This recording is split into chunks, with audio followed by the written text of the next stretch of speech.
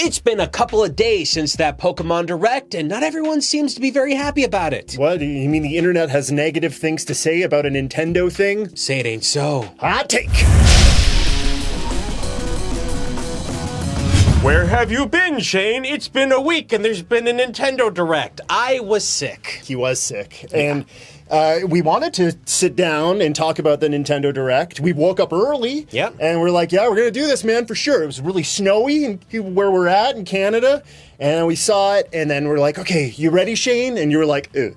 Yeah. And you sounded like a dollar store Darth Vader. And that's basically what happened. So you had to wait until now to hear my thoughts on what I feel about that Nintendo Direct and how it went. This is great because it gave us some time to stew and then come back with, our educated sort of... And I stewed. Stewed a lot. Okay.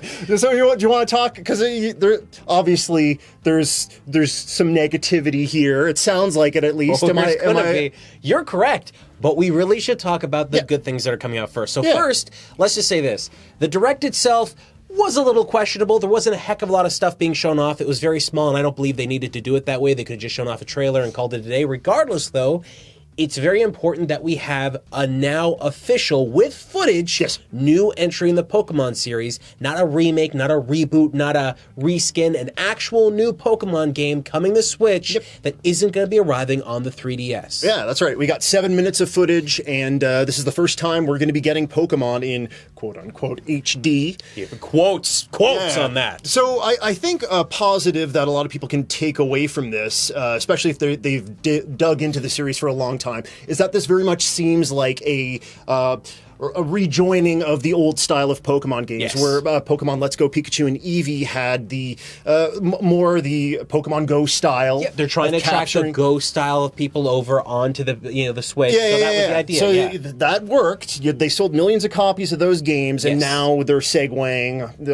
They hope to segue into this next gen of Pokemon. So we're losing a lot of the things that were brought into the Let's Go games. You don't see your Pokemon out in the wild, which I kind of liked. I kind of liked seeing whatever, your Pikachu, your Clefairy running around and stuff. It brought more life, I thought, into the Pokemon games. That's not there now. What is there is the classic style of Pokemon gameplay where you're not just using your motion controls to catch Pokemon. You're fighting and capturing Pokemon in the traditional way, which is good. It's important. That's what it should be. It's good because you can find what certain Pokemon's strengths and weaknesses are. It digs into the strategic element of gameplay a little bit more, especially for people that some gameplay in your game. There's nothing wrong with that, right? Exactly. Yeah, it's kind of important. So there's a lot that you can like about this, and there's a lot of things to like. Personally, I think both you and I thought that the kind of steampunk aesthetic, the idea of an industrialized society that focuses on Pokemon,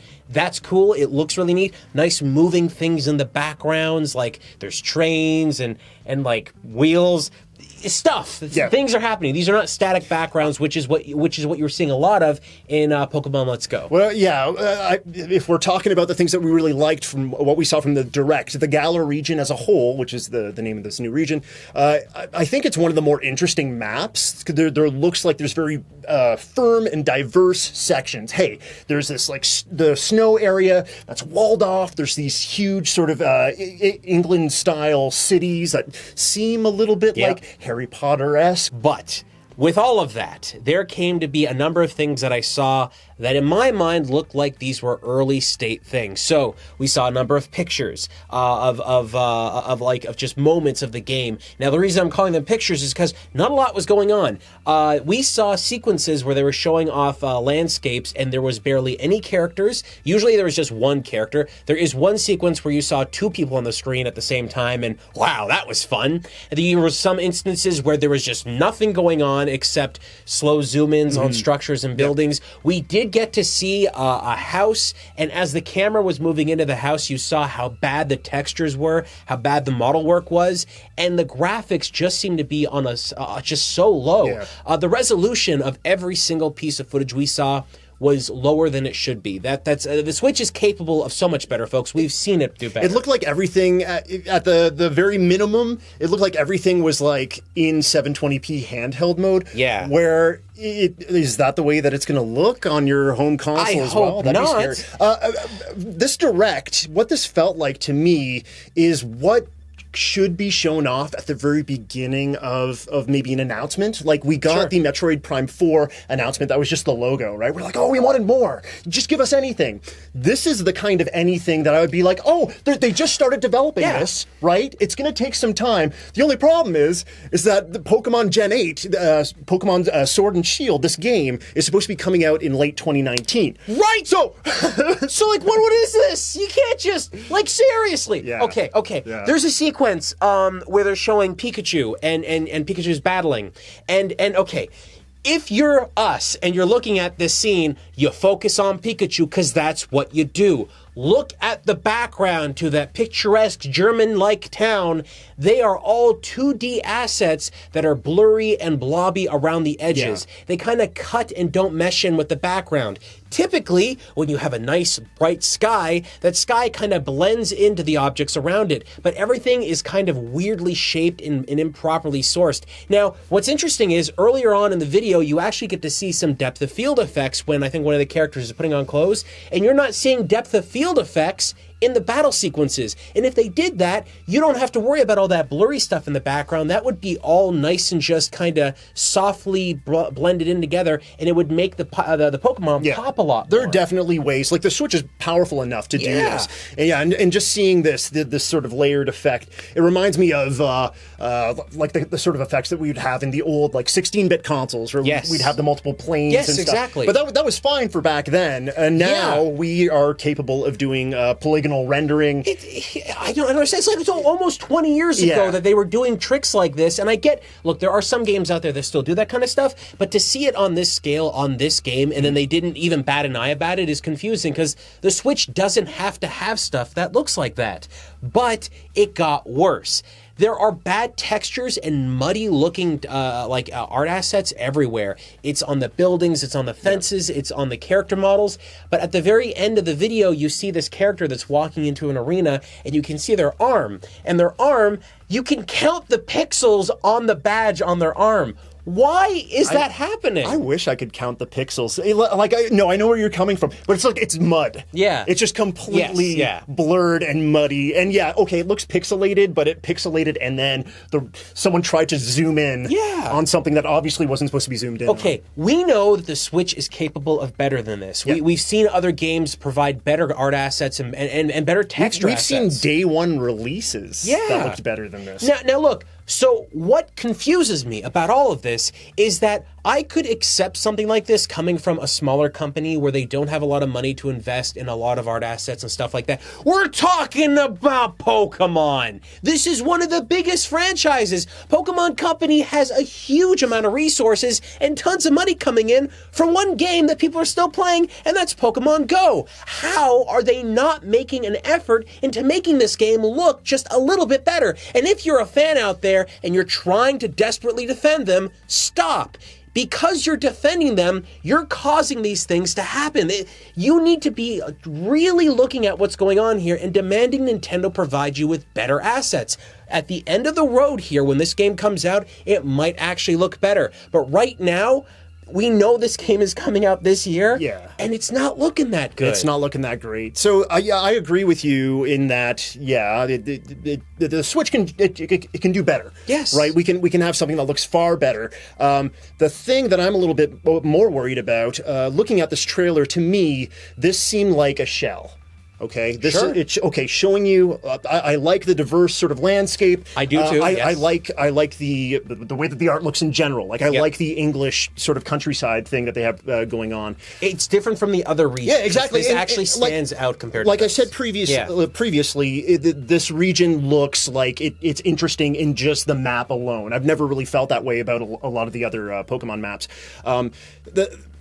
The thing, when I think about franchises coming to the Switch, we've spoken about this so many times. Yeah. Just the word Switch. When you hear the Switch, things are changing. Things are being switched up, course, right? Okay, Zelda Breath of the Wild, we got a vastly different game. Super Mario Odyssey, it was very different from many of the previous Mario games. It leaned a bit more into the Super Mario 64 direction, but it felt like something like drastically different. Yes, it did, yes. So we got a Pokemon game, Pokemon Let's Go Pikachu and Eevee, which felt a little bit different, changing things, segueing because of the Pokemon Go audience, trying to bring people over to the Switch. Yeah, of course. I wanted this to be something that looked drastically different from the other previous Pokemon, like proper Pokemon games. Yeah.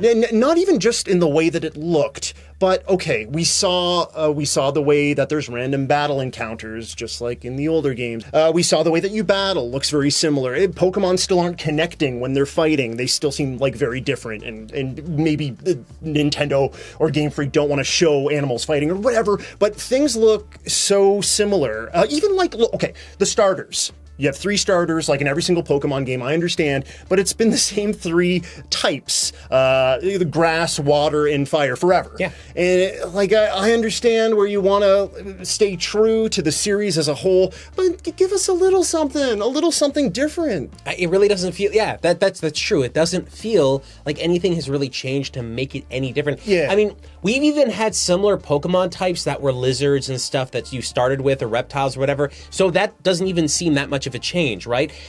I think something that I've heard talked about online quite a bit is people are saying, look, you gotta calm yourself. This is different. It's a group that has made a lot of mobile games and they're coming over to consoles. They don't know how consoles work. That's a dumb argument, isn't it, though? They know how consoles work. They've released another Pokemon game already on the Switch. They should know how to do these things better. It looks like everything is low quality because it's just low quality. There's no excuse for it. And we're not talking about art styles. We're talking specifically about the technique of implementing graphics in a game. We're seeing aliasing artifacts, low resolution, terrible textures. These are not artistic choices. These are, oops, I forgot to put the textures in a thing. Like, that's not a good thing to happen. Visually it's problematic, but for me, it's like, when the guts aren't giving me something special, when the way that I play this game, like they haven't convinced me of anything yet. All they did was show me, hey, there's a Pokemon game coming to the Switch. The region itself is kind of interesting. Graphics not so hot, and then they're like, it's the same as the other games. Here are the gyms. That looks, I think you can spot 5 or 6 gyms from the map, but there's probably 8. Well, see, you know what I saw when I was looking at that map? I know a lot of people saw that map and were pretty excited, but when I was looking at the map, what I was seeing was, oh, well, look at this. It's one direction up the road, right? I didn't see an open world that was transferable, that you could go maybe left or maybe right, really make your own Pokemon adventure where you could really explore the world like it's your own. Every Pokemon game is essentially go this way and do something to unlock a path to keep going in that direction. I don't know that we've seen enough footage to decisively say something like that yet. You know what I do like? I'm going to say we did, because when they were showing off those empty voids of just of roads, you could clearly see all paths went in the direction. The empty void thing is problematic, but we don't know where the roads branch or where you can go into the fields and whatnot. We saw a huge sort of lake thing, which you can probably traverse with surf as well. What I do like, or that I'm interested in, is that they do have like train stations set up all throughout the map. That's cool and different. I hope they do something with that. Could you imagine if they show trains and unless you get you to use them? Like, I want to go back to an earlier region, take the train, but no, you can't do that. That's visual. That's just visual. Well, I would be so upset. You know, it's those tiny little things that I think you're talking about too that would make the game feel a bit different. Like, imagine if they presented us with a narrative a trailer that's like, there's a story here, there's a mystery, there's something you need to evolve and find out. And I don't really get that from this. Oh. I mean, it just seemed to be very like, look, okay.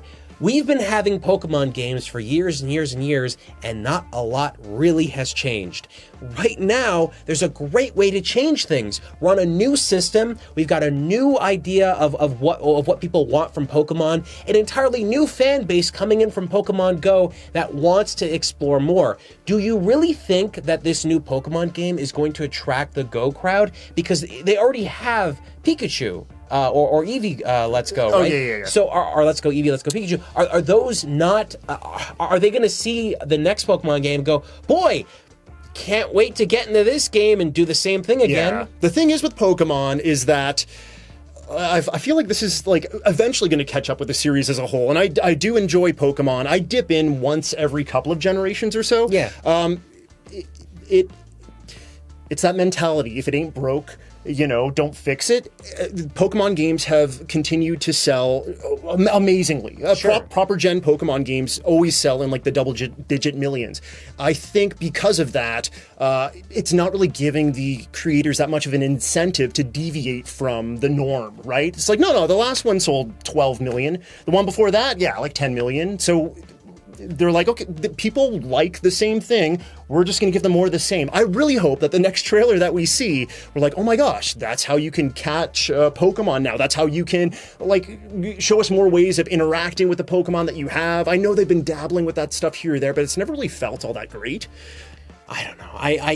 What I'm seeing here is not inspiring me for interesting game designs or interesting choices or brave changes in the Pokemon franchise. Yeah. I'm seeing a lot of lazy, and I'm seeing a lot of lack of attention to detail, which you shouldn't be seeing. Not from this company. Nintendo is far better than that. Game Freak is way better than that. And Nintendo company is a Pokemon company is a far better company for that kind of stuff. Yeah. What we're seeing here looks lazy. And I understand there's a lot of people out there that are very excited, but I believe those people are excited at the concept of a new Pokemon game, not because they're seeing those graphics. A new Pokemon game on the Switch is something to be excited about. Absolutely. We haven't seen something, in my belief, we haven't seen something to warrant that yet. So I'm hoping they release another trailer pretty soon that's like, whatever. We're just showing you the region. This is all the cool new stuff that you're going to be doing, and you can only do it here on the Switch. Just throw on anti-aliasing. That might make it better. But folks, what do you think? Are you excited about the new Pokemon game? What about those goggles? Maybe if we can get it in weird VR with the double planes of glass, that would be... Yeah, just make it nice and blurry so you can't see how bad the game looks. Does it look that bad to you? Does it look better? Let us know what you think.